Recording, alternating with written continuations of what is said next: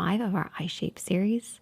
In this video, we're going to be focusing on mascara application and choosing the right style of false eyelashes based on your eye space.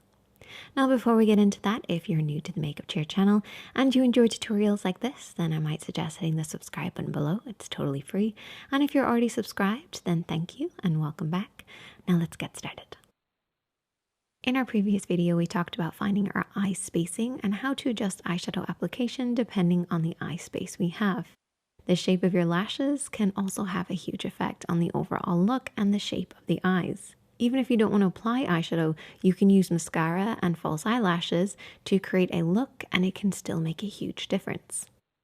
False eyelashes in particular can complete a look, complement it, or it can actually ruin the look depending on the style you choose, especially when it comes to your eye spacing. So let's quickly refresh on both eye spacing and eyeshadow placement.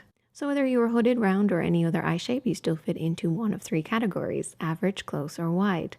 This refers to the distance between the eyes. The so-called average spacing between the eyes is the width of one eye length apart. If it's less than one eye length apart, it's considered close set. If it's more than one eye length apart, it's considered wide set. So we took the measurement of one eye, placed it in the middle to see where it landed, and if you found you were poking yourself in the eye, chances are you have a close set. If you had a little room on either side, chances are you have a wide set. And if it fits quite snugly right in the middle, then you have an average eye space. That's just a quick recap. You can watch part 1 of the series for more details on this.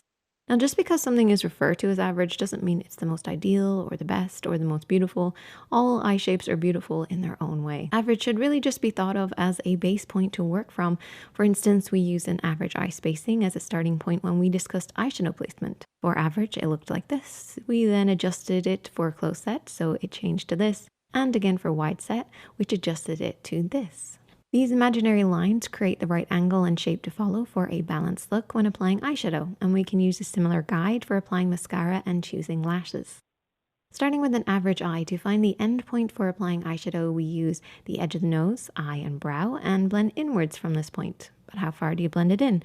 Well, we use the inner tear duct area to create a parallel line. Keeping the eyeshadows between these 2 points creates an angle and a guide for basic eyeshadow application. Basic mascara and lash application follow a very similar shaping. Starting on the inner corner, sweeping upwards, and as it gets to the outer edge, it's a little longer and flared upward from shorter to longer lashes, and the lashes stay within these 2 imaginary lines with a little flare on the outer part. Now for close-set eyes, or if you wish to elongate an average eye space, you can follow this technique. So close-set eyes typically have a natural darkness on the inner corner as the eyes are set closer to the nose. So we want to add some lightness on that inner corner while drawing the eyes outwards. The start point for our placement lines use the dimple of the nose, this time the edge of the eye, and it doesn't reach the brow. The nose and the eye create the angle going upwards towards the temple. For the inner edge, we use the same theory as an average, creating a parallel line on that inner corner, leaving us with these 2 lines and this angle. So for lashes, we want to pull the eyes apart from the nose and add some lightness on that inner corner. The easiest way to do this is to barely coat the inner lashes with mascara, keeping it really close to the lash line and focus on the outer edge, pulling the mascara up and out. Following the same guidelines as we do for eyeshadow. Stay within these 2 imaginary lines with a little flare on the outer part. For false eyelashes, choose a pair that is longer on the outer edge, so a pair with a flare, or use half lashes to add some lightness to the inner corner and a focus on the outer edge, which will elongate the eyes and pull them apart. Lashes to avoid would be any pair that is the same length the whole way across or too heavy on the inner corner. So I always say to try out different styles to better understand why something works and then why it doesn't. Moving on to wide set eyes, or if you want to create more of a rounder appearance, you can follow this technique as well. So wide set eyes typically have a natural lightness on the inner corner as the eyes are set further from the nose.